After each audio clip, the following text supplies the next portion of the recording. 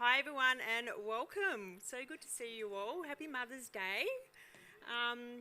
So we're just going to have a chat. We've done a couple of these mothers things, Sheree and I, during COVID. We did a couple of videos. So just to start off with, I am a mother of four and I also have four grandchildren for those of you that do not know me. And Sheree? Yes, and I'm a mum of six with two grandchildren. The one that's celebrating his third birthday today, my little firecracker. I don't know where he's gone, but so it's motherhood is something that's really close to both our hearts. And if anybody was watching during COVID when we were videoing every week, Julie and I shared a little bit about raising kids, and it's something that always circles around when we hang out together, about our love for our blood family, our real kids, but our spiritual kids as well, and how much that means to us. Yeah, so we've raised a few spiritual kids as well, haven't we, between the two of us, which is evidence of the photos. So we chose this song, the item that we just sang, on purpose. And I just want to say again, well done to Lynn, Lee and Nora, just beautiful. Outstanding. And if you had have been watching the multimedia, you would have seen the words to the song. And the song was written by a pastor over in America, and it speaks about generations. So he's talking about his grandmother and and how he thought about what his grandmother was doing. She was praying out loud, and he thought, well, that just sounds silly. And then he was talking about his mum, how his mum dragged him to church on Sundays and Wednesdays, like leadership meetings, I suppose, and how he got dragged to it. But now he's doing the same thing, and now he's trying to instill that into his kids. There's much to talk about raising kids, but we just want to hone in on that. How do we raise godly kids? How do we create a legacy? And we just want to start, before we go any further, Sheree and I have legacy behind us. We've got generations behind us, but we understand that some of you here don't. But yet it starts with you. It can start with you. And so that's really important, because all of a sudden a generation comes, like I can't believe I'm a grandparent to four. Just side note, there's no kids' church tonight, so if it gets a bit rowdy, that's totally okay. That's just it's Mother's Day, so it's totally fine. I can see my grandchildren up the back. It's just how it is. So it might get a bit rowdy, and that's totally fine. So don't freak out, mums. I know you're all doing a great job. But so that's what we wanted to really hone in tonight, is about legacy. And don't freak out if you haven't got a Christian mum or weren't raised in a Christian household. It can start with you, because it's got to start somewhere. So I guess, Sheree, let's just start off with by how do we raise godly kids in a world where everything is screaming attention, with all the kids have got phones and there's so many online things. How do we raise a generation? How do we raise godly kids?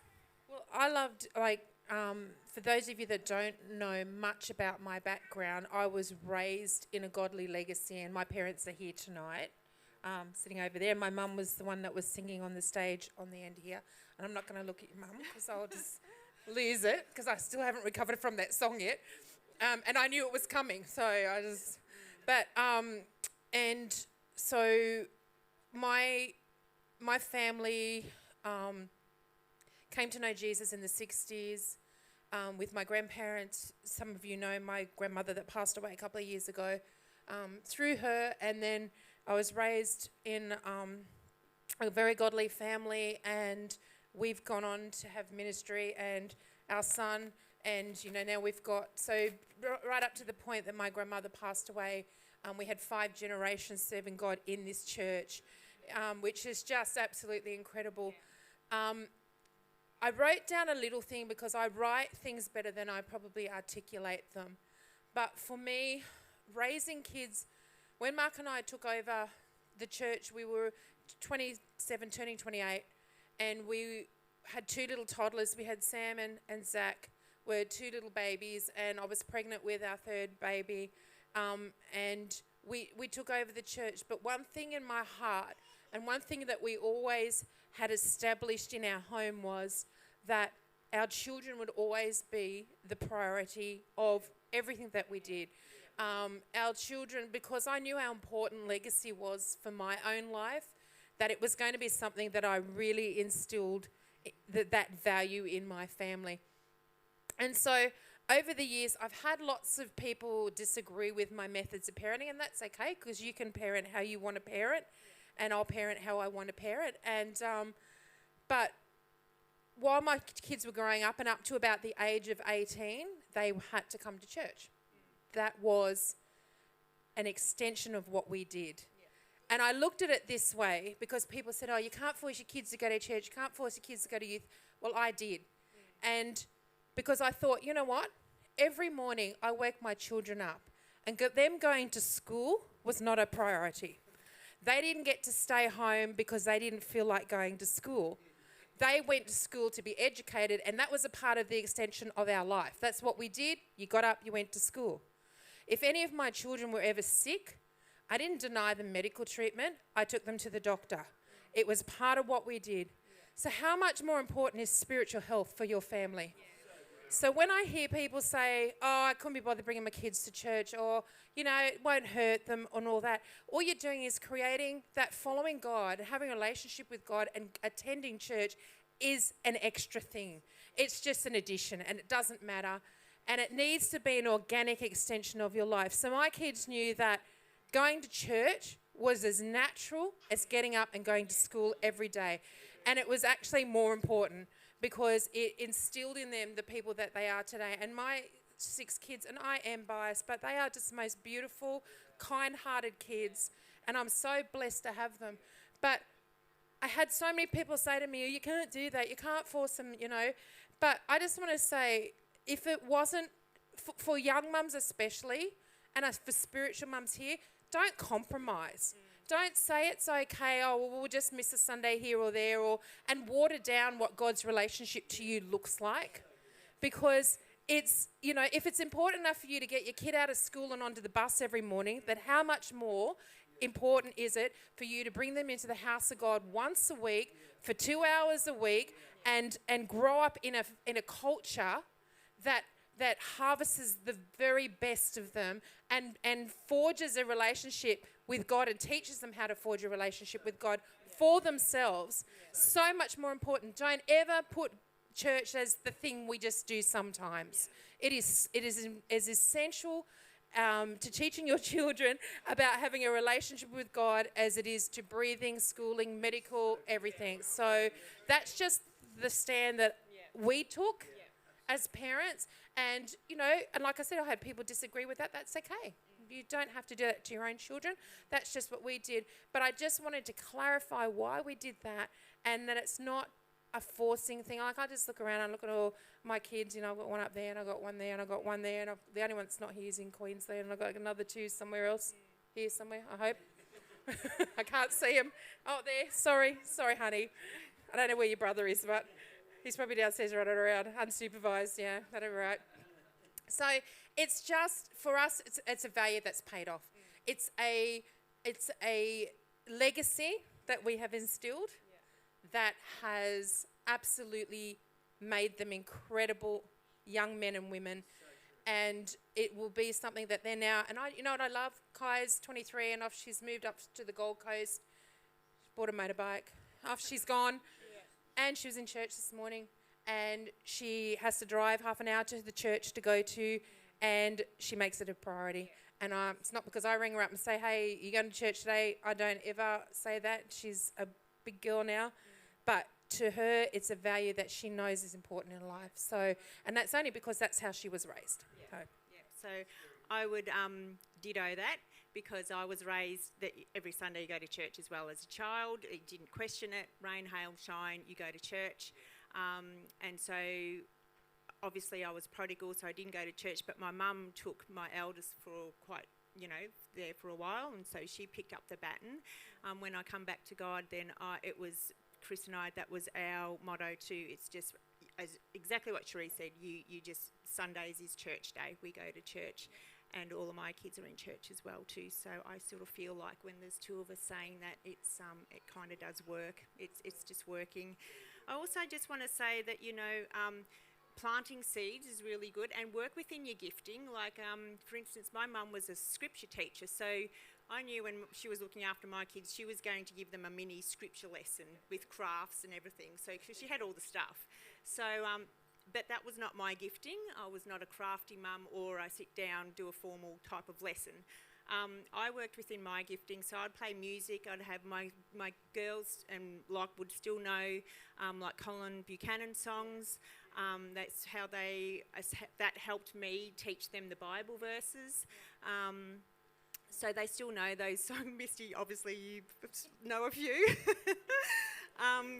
So that's what we use, and I grabbed moments.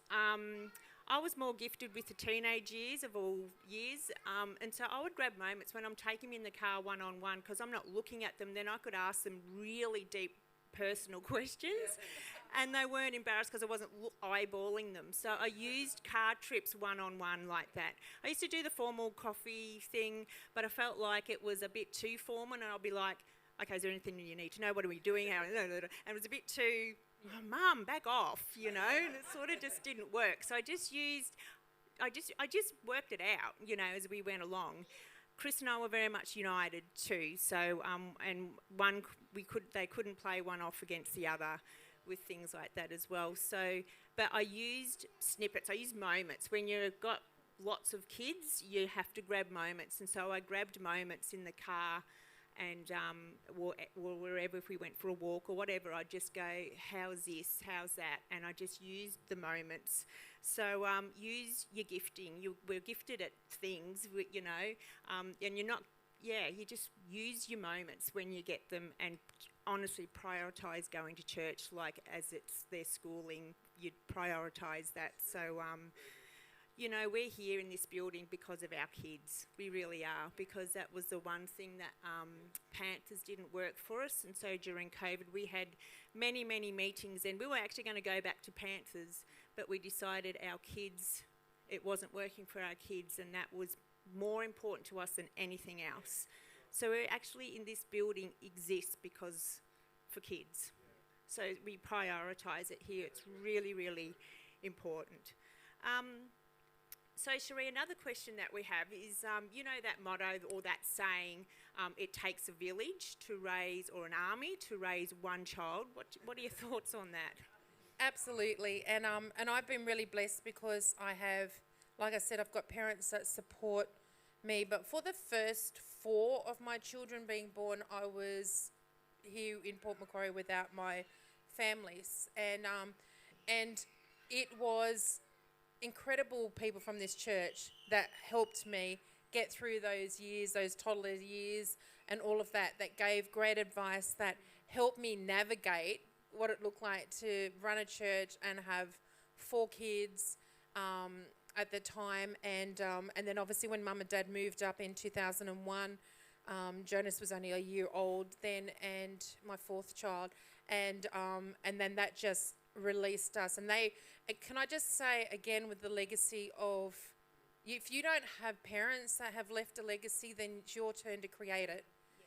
My parents were very grounded in their church in Sydney, and were so grounded in it that they were one of 2 or 3 couples that actually started the church. So we were raised in that church through my teenage years, and they had the best of friends, the most incredible pastors, but they felt called to come up here so that Mark and I could be released to do what God had called us to do. And that to me is the most incredible legacy. And I've probably gone away from the question. I'm good. Yep. Oh, and it did, and it really does take a village. And so I've actually put myself out there, because I know that I've got so many beautiful spiritual girls here in this church that are my daughters, and I feel like they're my daughters.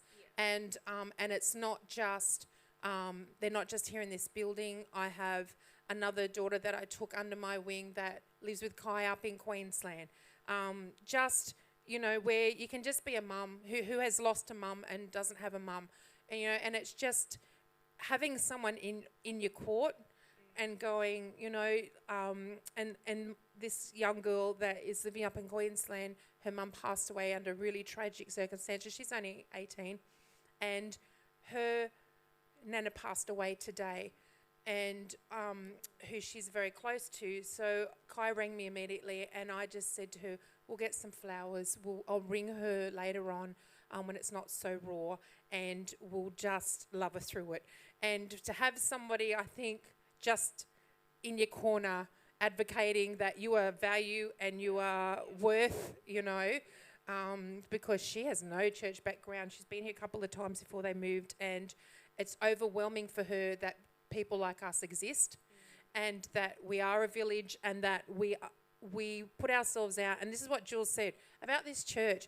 When we were talking at all these meetings we had at Julie and Chris's house last year about how to take our church forward, all we wanted was a home for our spiritual kids, our youth, our children, because they are our heart.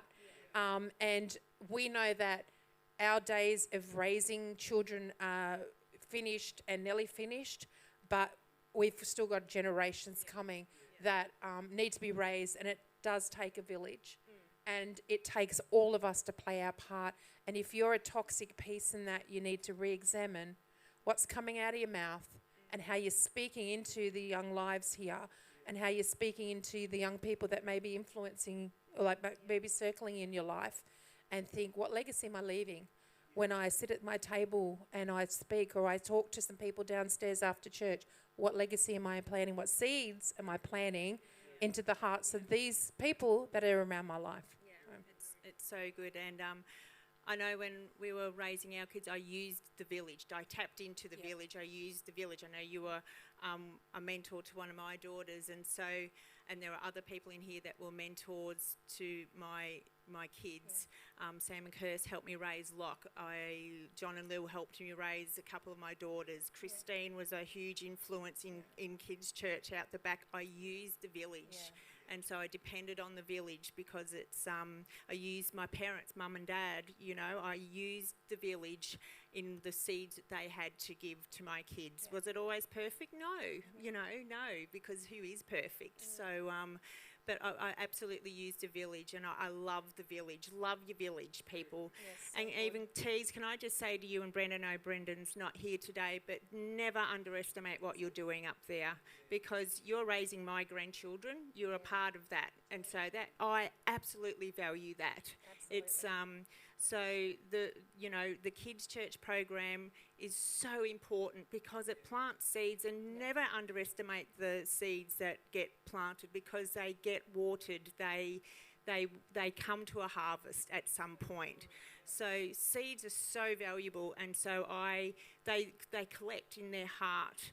And it's like Jesus, that in Matthew 19, where Jesus had gathered the children and he was laying hands on them and praying for them, and then the disciples, his own guys, come along and said, no, parents, don't do that, don't bother Jesus with that. And he rebuked them and said, no, let them come kids. And so if Jesus values them, so must we. So use the village. I want to encourage you, use the village no matter what, just nothing's perfect. And we've heard over the years of grumblings from different things over the years that happen, so parents get cranky. But you know what? I really have to say you need to move on from that, because no leader is perfect, no team is perfect. So tap into the village and use the village and do your bit at home as well, and all of that matters. So all of it combined matters. My parents planting seeds and praying for them, us doing our bit, praying for them and just showing them the ways as best we could, and the village. So it all mounts up. So to all our kids' church and our youth, it all matters, because you are helping the parents raise their kids. It's really valuable.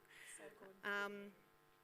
Another question we've got, and I guess it's a little bit off topic from the village type of the godly legacy, but it's just those days when they're not going so great, and everything's like, you feel like a bit of a parent fail. Any advice on those days where you just think, oh my gosh, this sucks, really? There's no other word, but I know, I'm throwing you on the box. There's so many parent fails. I was laughing. I said to Jules the other day, I had, I don't know if I told you actually, I was telling someone I had Dallas stay over on Friday night. Yes, my grandson. And so he sleeps in a portable cot in my room. And so normally he wakes up nice and early and he can see Mark and I in our bed and he'll just, Pa, Riri, Pa, Riri. Well, I woke up on Saturday morning and we'd had a really late night, Friday night with him, just because we let him party till late. That's the truth. Not because he's naughty, because we don't have a set bedtime. We just let him play and we have fun with him. Yeah, until he falls basically asleep on where he drops. But so we'd had a late night and we put him to, I thought he's going to have a nice sleep in. And so I was really exhausted. And we went to sleep and I woke up the next morning. And when you come out of that dead, groggy sleep, and it was about 10 to 7, and all I can hear is, Riri, Riri. And I'm like, what? And I opened my eyes and he's sitting next to my bed. So he got out of the cot, climbed out of the cot. He's sitting next to my bed with the dog. So the dog was sitting with him. They're both sitting there just looking at me. And he has these hundreds and thousands sprinkles, which he hadn't opened, fortunately, sitting on the floor with them. And all I was thankful for was the last time he stowed over and he stood there and went, Riri, Riri. It was because he'd pulled his nappy off that he'd pooped in and had wiped it everywhere. So at least that was the first thing I checked. I'm just like, anyway, I said to Jules, major Riri, because that's what he calls me, fail right there. Because for all I know, he was wandering around the house for 2 hours. I wouldn't have had a clue. Because Mark got up at 5 o'clock to go to the bathroom and he said, he was sort of stirring at 5 and this is at 7. So I'm like this. So there are plenty of times where I have dropped the ball. Never, ever have I claimed to be the perfect mum at all.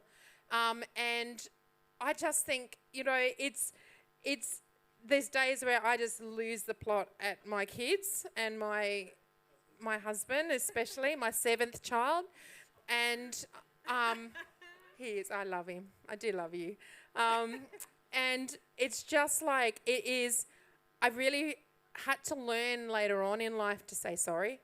And it's really weird apologising to your kids. Well, I found it weird apologising to my children because I'm like supposed to be the infallible mum that doesn't get anything wrong and has it all together. But just learning to say, I messed up and I'm really, really, really sorry that I did that or said those words that I didn't really mean from my heart, that was said in anger. And I had wild children.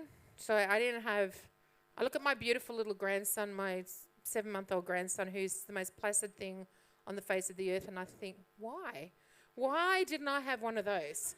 What happened in the thing, the universe, that I have my husband's children and not my children, because I was a very good little girl and he was very naughty. And but, and I said to Sam recently, I was cleaning out the office and I found this stack of busway slips, like warning slips and cancellation of bus, about that deep, and I'm not kidding, and I'd thrown some away too, of just for Sam. So I raised wild kids, and I remember, and I think I've shared this before, I remember I was at my wit's end and I'd had a really horrendous day and I had 4 kids at home and they were just awful, because some of you have heard about my stories of Jonas, the crazy child, at 3. And I remember sitting in the lounge room, I was probably sobbing because I'd probably lost it for the millionth time that day. And I said, God, you need to help me. You need to help me raise these kids, because I have no idea what I'm doing. They're going to kill me. They're going to, be the death of me, because I'm not going to be able to. This is not, they're pre-teens, and we haven't even reached teenagehood by then. And God really strongly dropped in my spirit, and it was a turning point for me on those days that I actually really blow it. He said to me, you're raising leaders. Leaders need to be strong. Leaders will push against the restrictions that people want to put them in, against them. Your job is to raise them and not break them. And I sat there bawling and I thought, okay, all right, God, I know that you understand where I'm at with this, so we've got this. And I still, there are days where I still blow it even now, because I've still got teenagers in the home. But it's learning to go, you know what, I've made a mistake. I'm so sorry. I love you, and I'm sorry I said the things that I said. And I think as parents, sometimes being transparent is a really good thing. It's not about we're up here and they're there. Yes, there has to be a degree with authority, but also your kids need to know that you blow it, and it's okay to say sorry, and it's okay to ask someone to forgive you. And that's what I guess I've had to learn in those really horrible days where I think I'm never going to make it, or I'm just messed up as a mum. Yeah. So plenty of them. Plenty of those.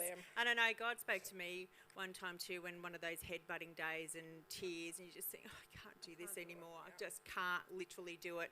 And I really felt God say to me, I've gifted you these children to you.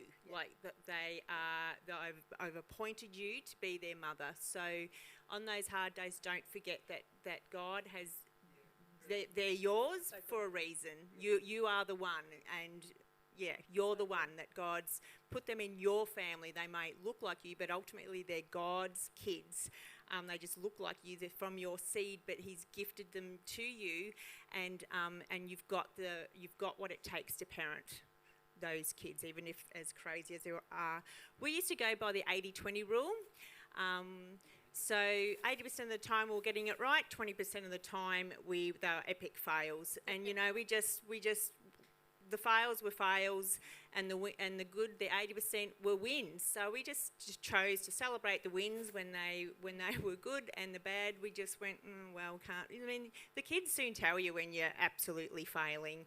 I tried my best never to entertain mum guilt, because it's just not worth it. You don't want to go there. Do not want to open that door. You are going to fail sometimes. Just pick yourself up, dust yourself off, keep going. Don't entertain mum guilt. So I think that's probably one of the things that we've learnt over the years.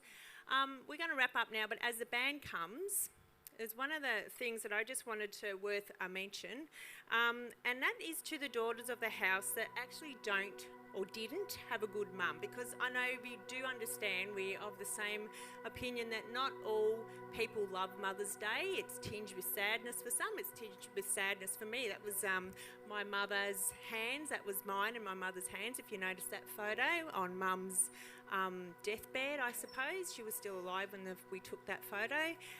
So yeah, it's tinged with sadness for me, but it's more than that. I know that some people here, or maybe listening, that your mum wasn't the best mum, and so God just really put this on my heart to tell you that throughout your years when you were raised by your mum and dad, look to the good that they did do. There's going to be, even if they were a bad person, but look to the good. There's going to be good bits in there, and I just really felt to tell you to look to the good bits and let go of the bad. Just let go of the bad bits. And I really feel that God actually wants to heal your heart. He really wants to heal your heart, because you've been hurt by your mum. And God just wants to heal your heart, Look to the good, that where she was good. And it might take a little of searching to search the good bits, but sit down with God, have a quiet time and go, show me the good bits, God, and He'll show you. Just concentrate on the good bits and celebrate the good bits, and then let go of the rest. Just let it go. You've hung on to it long enough, and it's just causing you pain. Let go of the bad bits, and let God heal that gap in your heart. And if you haven't got a good mum, there's plenty of mums here that would love to take you under our wing. It's our heart to love the daughters of this house. So we're going to go into a time of worship. And if that's you, can I encourage you to really seek God on this, especially during worship. Let go of the bad bits, but celebrate the good bits.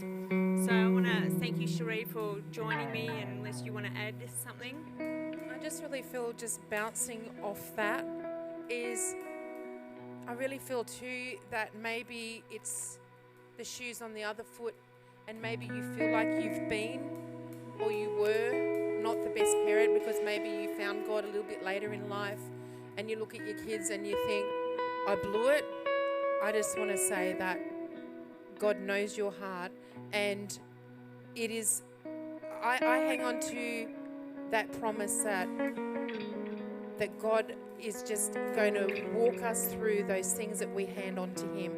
And your children, you know what, you may have struggled with parenting. You may have look back and think, my kids are scattered.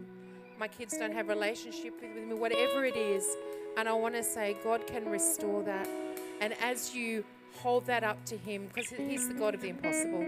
He doesn't look at the things that we do and hold that against us and hold that against life and against relationship. And I just want to encourage you, if there is brokenness in your family and you feel like you contributed to that, then I want to say you just need to give that to God, and you stand firm and hold truth that God hears your prayers and that restoration will come, and that you need to give it to God and not beat yourself up about it, but speak legacy and speak life into your family from today. You know, you can't hang on to what happened yesterday.